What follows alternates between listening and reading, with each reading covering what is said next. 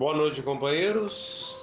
Que a paz e o amor de Jesus esteja mais uma vez conosco. Nós vamos neste encerramento de ano de trabalhos na nossa casa espírita, numa pequena conversa sobre confraternização, lembrando que todos os anos no Grupo Apóstolo Mateus e todos os demais faz-se um encontro anual de encerramento de período chamado de confraternização. É onde nos encontrávamos pessoalmente, nos abraçávamos, conversávamos sobre vários assuntos. Muitas vezes fazíamos um balanço do ano, como foi, outras vezes uma recordação sobre a constituição da casa, outras vezes uma recordação dos companheiros que partiram e estão no mundo espiritual. Hoje não podemos fazer essa confraternização presencial, pois que estamos enfrentando uma pandemia e todos sabemos, não somos nada desinformados, que realmente não é hora ainda de nos unirmos. Embora, claro, sempre fique à vontade, queremos voltar, queremos estar juntos, mas ao mesmo tempo queremos manter a vida de todos e todos sadios, prontos para o retorno quando chegar a hora. E sendo assim, este ano para nós foi diferente, para nós é diferente. E nesse encerramento também de ano, tudo será previamente calculado para que não cometamos erros, e por isso não foi feito. Ora, em sendo assim, companheiros, primeiro lugar, queremos agradecer a todos os irmãos com fraternização. Irmãos, frater, do latim irmão, fraternidade, irmandade. Então, irmãos, agradecer a todos, porque deram de si o melhor. Muitos vão dizer, mas eu não pude ir ao centro, eu não pude. Não, não importa isso. O que importa é que cada um de nós estava devotado a fazer aquilo que era possível em cada momento. E assim foi feito. Alguns dos nossos companheiros estão agora no plano espiritual. Entendemos que partiram antes da hora, mas quem somos nós para saber sobre isso? Não temos essa capacidade. Só o Pai sabe se partiu na hora ou não, se houve alguma precipitação ou não. E a nós cabe humildemente a pedir ao Pai que dê a todos deste lado, nós encarnados, o melhor para o progresso. E a eles que estão no mundo espiritual, o melhor para o progresso. Continuamos o nosso progresso lá e aqui. Então, o que nós poderemos dizer hoje? Além de falarmos entre nós encarnados, também falar com os desencarnados. Que este ano foi um ano de muito medo, de muito susto, de muito temor realmente de nossas vidas encerrarem-se antes da hora, ou ficarmos adoentados a tal nível que perdêssemos a capacidade de voltar aos trabalhos. Por isso que foi um ano difícil, mas vimos nossos familiares passando pela doença. Alguns superaram a doença, outros não conseguiram. E nós então nos entristecemos, todos, oramos, vibramos, pedimos por eles e continuamos pedindo, porque a dor continua ainda. E fazendo uma análise da casa espírita, de um lado, não tivemos a presença física, mas de outro lado, tantos companheiros desenvolveram aptidões que nem sabiam que tinham. E hoje conseguem se comunicar através dos grupos de internet, do WhatsApp. As escolas continuaram. Claro que não com aquela, vamos dizer assim, aquele calor de estar presente, do abraço, de ouvir, de sentir a pessoa. Mas, mesmo assim, é possível uma imagem, um som, nos trazer a lembrança daquele irmão a cada dia de escola, a cada dia de trabalho. E aí, a memória continua mantendo aquela presença. E quando nos reencontrarmos, é como se nunca tivéssemos partido, separado. Hoje eu estou falando com todos os companheiros do centro de outro estado brasileiro. Eu estou agora em Santa Catarina e vocês, a maioria, em São Paulo. Ora, só é possível isso graças à tecnologia que se desenvolveu ainda mais durante a pandemia. Qual era o companheiro que sabia como fazer um encontro, uma reunião via internet? Pouquíssimos, só os jovens. Hoje, muitos companheiros já dominam esse conhecimento. Tivemos que aprender. Então, o que é ruim de um lado abre janelas de outro, de aprendizado. Eu tenho certeza absoluta que cada companheiro que está me ouvindo agora tem os seus pontos positivos de até agradecer que tivemos essa oportunidade diferente para encontrar também soluções diferentes daquelas que tínhamos. E nesse ano de 2021, um ano de muito sofrimento, de muita dor, de muita angústia, nós vemos ainda companheiros se degladiando com os próprios conceitos formulados, familiares, irmãos, parentes, com dificuldade até de entendermos uns aos outros. E onde é que nós nos entendemos? Quando nós fazemos parte de uma fraternidade. Quando nós nos propomos a fazer uma confraternização, significa que nos consideramos irmãos. Senão não seria uma confraternização, seria uma reunião qualquer, com qualquer outro nome. Confraternização só entre irmãos.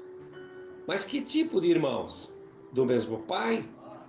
Não necessariamente do pai material, da família material, mas do mesmo pai, sim, o pai criador da vida.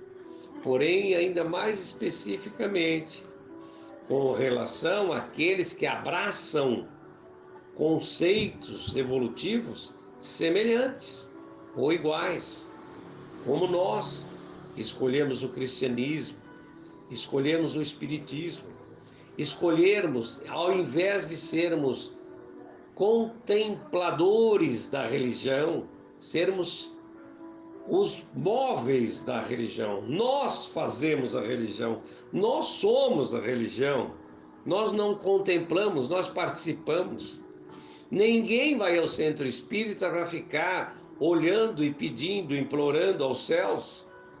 Não, nós vamos para doar, para participar, para fazer o grupo crescer, para alimentar com vibrações, com sentimentos, com tantas energias que nós aprendemos a manipular ao longo do tempo. Nós vamos participar, nós somos alunos e amanhã somos professores. Nós somos alunos, amanhã somos médiuns. Nós somos alunos e no outro dia nós estamos dirigindo um grupo. Nós somos alunos e num belo dia nós estamos dirigindo outra casa. É isso. Isso é ser espírita. Isso é ser irmão de ideal espírita. O espírita é, antes de tudo, um trabalhador na acepção da palavra. Ele doa trabalho. E por isso nós temos que agradecer a cada irmão que está ao nosso lado na jornada.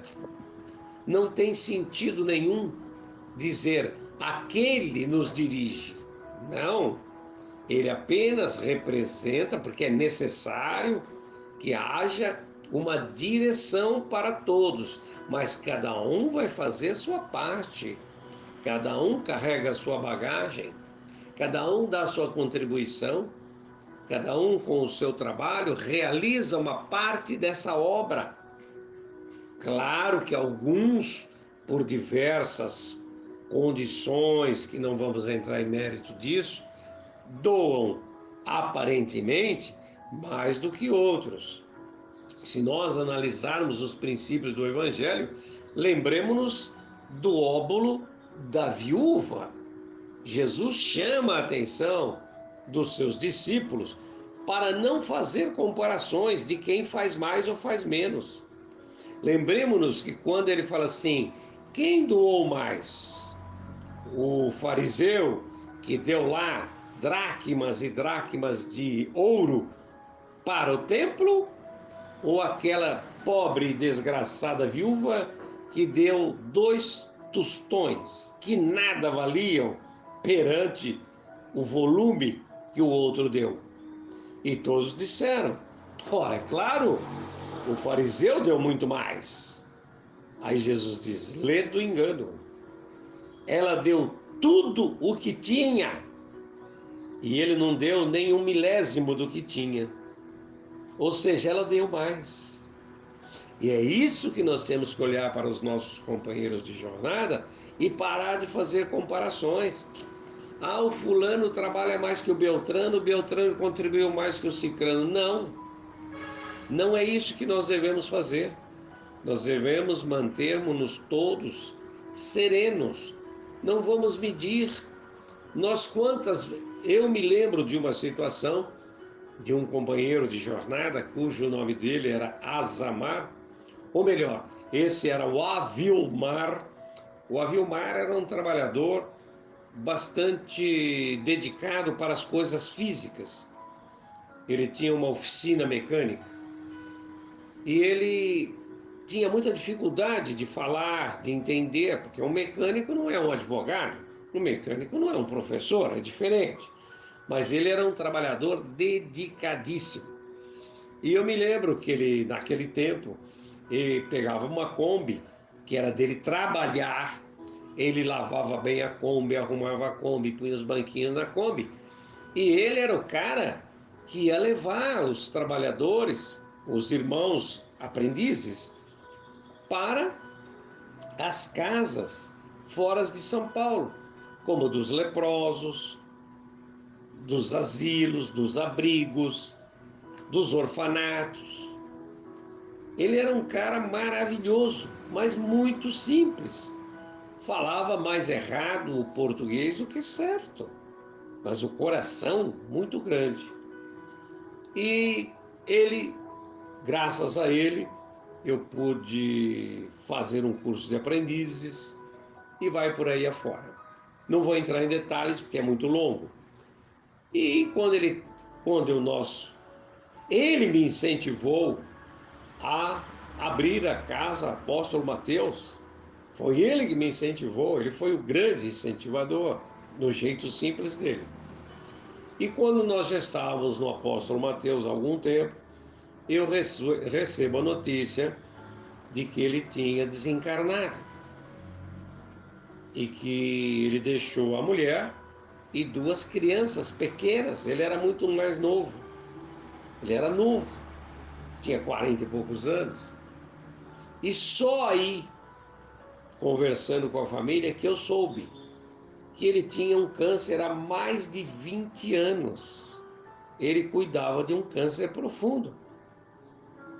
Não conseguiu a cura do câncer, mas ele teve a maior cura possível, a cura do espírito.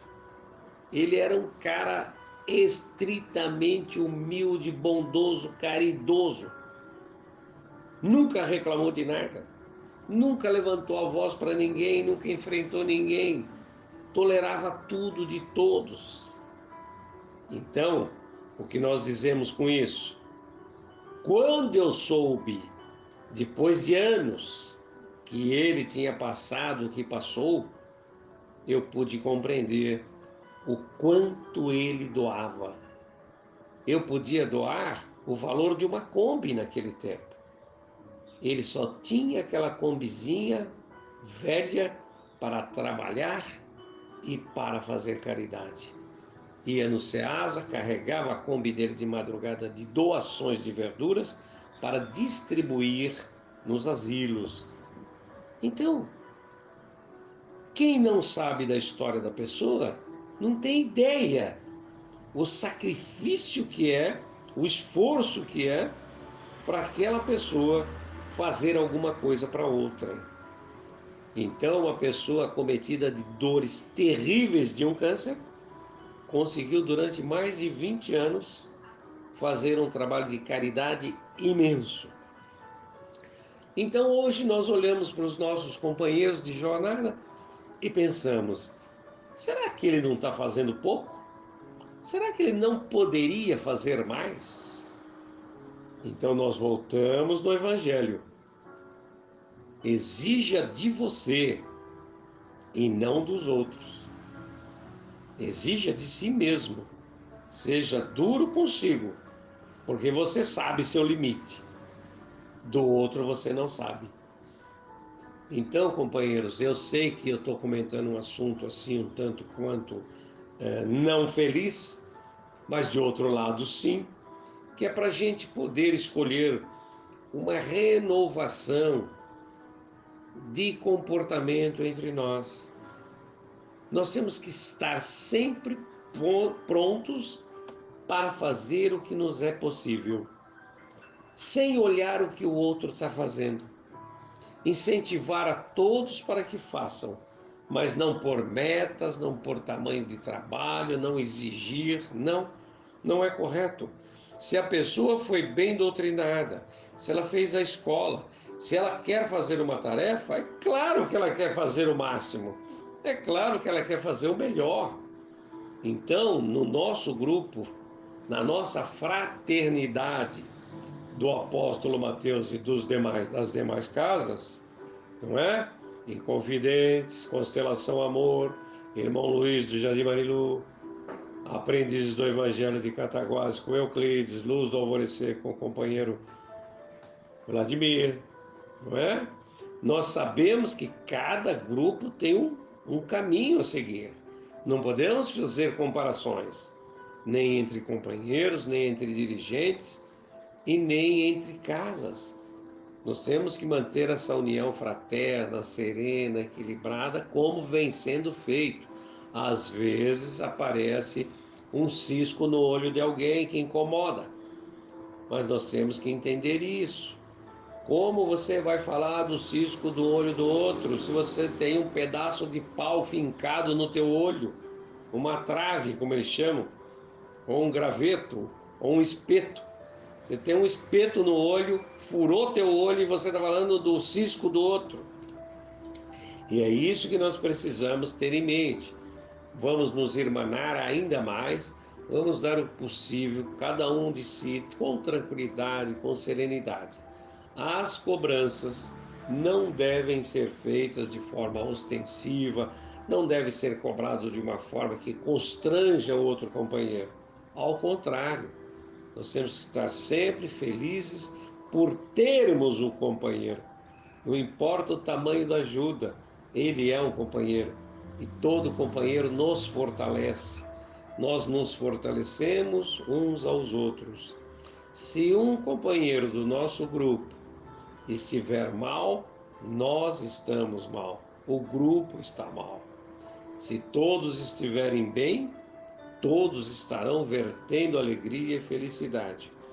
Agora, desencarnar não é estar mal.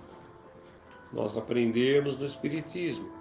Se fosse um homem de bem, se fosse uma pessoa de bem, se fosse uma mulher de bem, teria desencarnado. Como não é de bem ainda, do bem, vai ficar mais um pouco para aprender. Se nós pensássemos sempre assim, ninguém choraria a morte de ninguém. Seria tão diferente. Mas nós estamos passando por nosso aprendizado lentamente. Então, companheiros, que esse fim de 2021 seja para todos nós uma motivação para adentrar 2022 com uma decisão, uma determinação, uma vontade medida, cada um mede a sua vontade, mede o seu trabalho que quer fazer, a sua realização. Não vamos nos comparar a ninguém, porque se tivermos que nos comparar a alguém é com o Mestre Jesus. Pronto, já estamos lá atrás, milhões e milhões de passos atrás. Então não adianta. Vamos nos inspirar naqueles que estão na frente para segui-los enquanto precisarmos. Se eles de repente bobearem, a gente ultrapassa. Não por orgulho, por trabalho, por dedicação. E outra coisa, para que alguns jovens cheguem na frente, os mais antigos precisam realmente abrir espaço. Então vamos ficar tranquilos, serenos com o nosso trabalho. Tá todo mundo de parabéns, todo mundo merece o galardão que o plano espiritual vai dar a cada um. Que cada um se sinta alegre, feliz por estar num grupo, porque eu me lembro muito bem que as religiões que eu atravessei antes, fui conhecer, infelizmente não davam essa certeza, essa alegria que o Espiritismo dá. A certeza que sempre é bom, ou encarnado ou desencarnado.